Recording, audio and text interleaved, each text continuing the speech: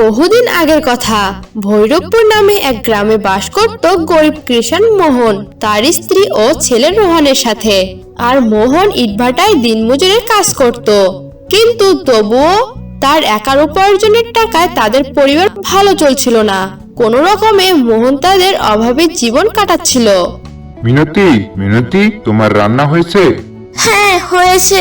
রোহানকে ডেকে দুজনে একসাথে খেতে বসে পড়ো, আমি তোমাদের জন্য খাবার দিচ্ছি।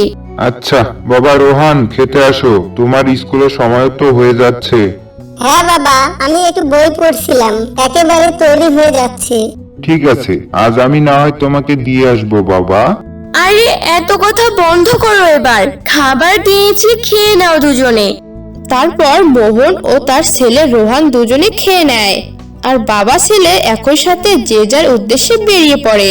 অন্যদিকে মিনতিও তার খাওয়া শেষ করে বাড়ির সমস্ত কাজ করে নেয়, এবং সেও আজ পাশের বাড়িতে কাজে চলে যায়, কারণ মোহনের পক্ষে একা সংসার চালানো খুবই কষ্টদায়ক হয়ে পড়ছিল। তাই মিনতি অন্যের বাড়িতে কাজ নেয়, যাতে পরিবারে একটু বাড়তি টাকা আসে।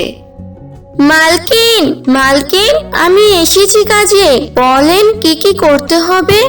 ওহ, তুমি এসেছো, আসো ভিতরে। আর পুরো বাড়িটা ভালো করে পরিষ্কার করে দিবে। তারপর কিছু ময়লা কাপড় আছে, সেগুলো সুন্দর করে ধুয়ে শুকাতে দিবে। বুঝতে পেরেছো? যাও, কাজে লেগে পড়ো। হ্যাঁ মালকিন, আপনি কোনো চিন্তা করবেন না, আপনি ঘরে গিয়ে বিশ্রাম করেন, আমি সব কাজ শেষ করে আপনাকে জানাচ্ছি। আচ্ছা ঠিক আছে, তুমি কাজ করো।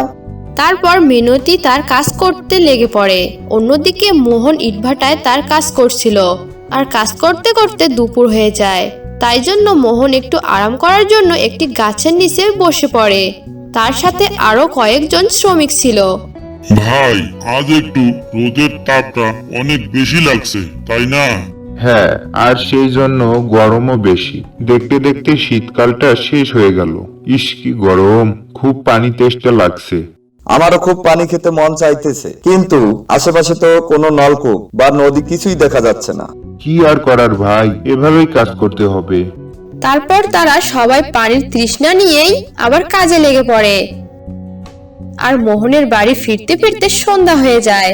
অন্যদিকে ততক্ষণে মিনতি ও তার ছেলে রোহান বাড়িতে চলে আসে, আর মিনতি রাতের জন্য খাবার তৈরি করতে ব্যস্ত হয়ে পড়ে। এবং মোহন যখন সন্ধ্যায় বাড়িতে ফিরছিল, হঠাৎ রাস্তার মধ্যে কি যেন একটা পড়ে থাকতে দেখতে পায়। তখন সন্ধ্যা হওয়ার কারণে চারপাশ আবছা আবছা আলো ও অন্ধকার হয়েছিল।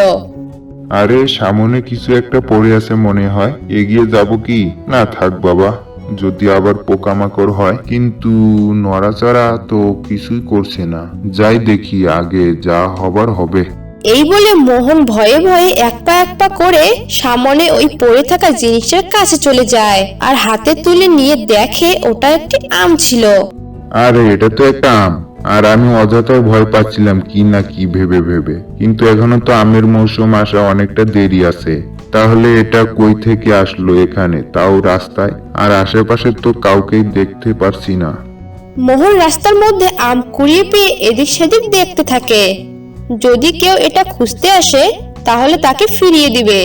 আবার অনেক চিন্তায় পড়ে যায় এসব কথা ভাবতে ভাবতে।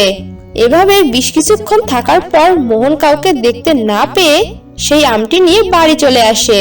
আর মোহনকে বাড়িতে ফিরে আসতে দেখে মিনতি বলে, আরে রোহানের বাবা, তুমি এসেছো, কিন্তু আজ এত দেরি হলো কেন আসতে তোমার? তুমি তো বলনি আজ দেরি হবে। আমিও তো জানতাম না দেরি হবে। জানো, আজ একটা অদ্ভুত ঘটনা ঘটেছে। এই বলে মোহন রাস্তায় ঘটে যাওয়া আমের বিষয়ে পুরো কথা খুলে বলে। সব শুনে মিনতিও অনেক অবাক হয়ে যায়। কি বলো তুমি এগুলো? এই অসময়ে তুমি রাস্তায় আম কুড়িয়ে পেয়েছো? আমি তো ভাবতেই পারছি না। সত্যি, এই দেখো তুমি নিজে আমটা। আরে সত্যি তো, আমটা অনেক সুন্দর দেখতে, মনে হয় খেতেও অনেক মজা হবে। তখনই ওদের কথা বলার মধ্যে রোহান সেখানে চলে আসে। বাবা বাবা কি এনেছো আমার জন্য তুমি? দেখাও দেখাও আমাকে। এই তো বাবা, আম নিয়ে এসেছেন। দাও না, আমটা খাবো, কতদিন খাইনি আমরা, তাই না বলো মা? হ্যাঁ বাবা, দাঁড়া, আমি কেটে দিচ্ছি। তোর বাবা সহ একসাথে খাস এখন। আর তুমি এখনো দাঁড়িয়ে আছো কেন? যাও, হাত মুখ ধুয়ে পরিষ্কার হয়ে আসো। হ্যাঁ, যাচ্ছি যাচ্ছি। তারপর মোহন পরিষ্কার হতে চলে যায়। আর এদিকে মিনতি ওই আমটি ধুয়ে কেটে রোহানকে ও মোহনকে খেতে দেয় আর নিজেও খেয়ে নেয়। বাহ মা, আমটা তো দারুণ খেতে লাগলো, আমি আরো খাবো বাবা আম। আমটাতে মজা আছে, কিন্তু আর তো আম নেই বাবা, কোথায় পাবো এখন আম?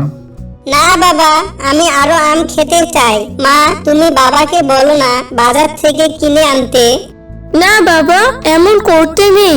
এখন তো আম খেলে, কাল না হয় দেখা যাবে কি করা যায়। কি বলছো তুমি এসব? ওকে, এখন কি আমের মৌসুম যে বাজারে আম পাওয়া যাবে? আর আমাদের কাছে কি অত টাকা পয়সা আছে আম কেনার মতো? আরে তুমি দেখছি কিছুই বোঝো না, ছেলেটাকে বোঝাচ্ছি আর তুমি। তারপর মিনতি রোহানকে কোনো রকমে বুঝিয়ে সেদিনের মতো শান্ত করায় আর সবাই রাতের খাবার শেষ করে ঘুমিয়ে পড়ে।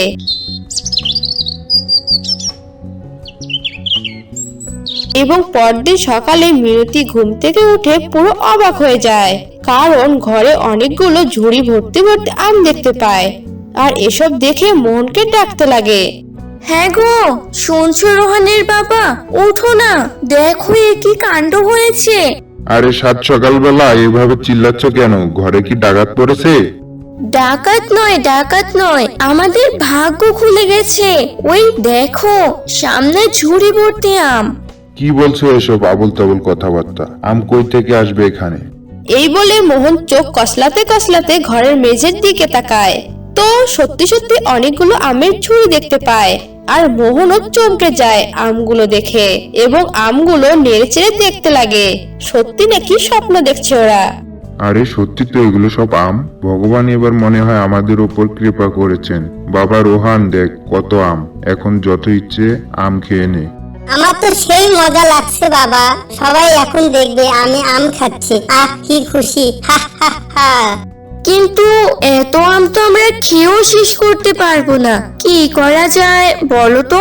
মা, বাবা বাজারে এই আমগুলোর একটি দোকান দিতে পারে তো? আরে বাহ, আমার ছেলে তো ভালো একটা আইডিয়া দিয়েছে। মিনতি, এটাই ভালো উপায়। এখন তো আমের মৌসুম নয়, তবুও সবাই আম খেতে পারবে আর আমার আমও দ্রুত বিক্রি হয়ে যাবে।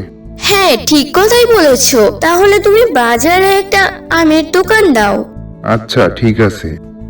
তারপর মোহন ও তার পরিবার সেই জাদুই আমের সাহায্যে বাজারে একটি নতুন দোকান দেয়, কারণ অতগুলো আম তো আর তারা খেয়েও শেষ করতে পারছে না। এর বাহিরেও মোহন ও মিনতি গ্রামের গরিবদের মাঝে আম বিলিয়ে দিয়ে তাদের সাহায্য করতে থাকে। আর অন্যদিকে মোহনের দোকানে আম বিক্রি ধীরে ধীরে বাড়তেই থাকে। হয়তো কেউ বুঝতেও পারছে না হঠাৎ মোহনদের এমন উন্নতির কথা।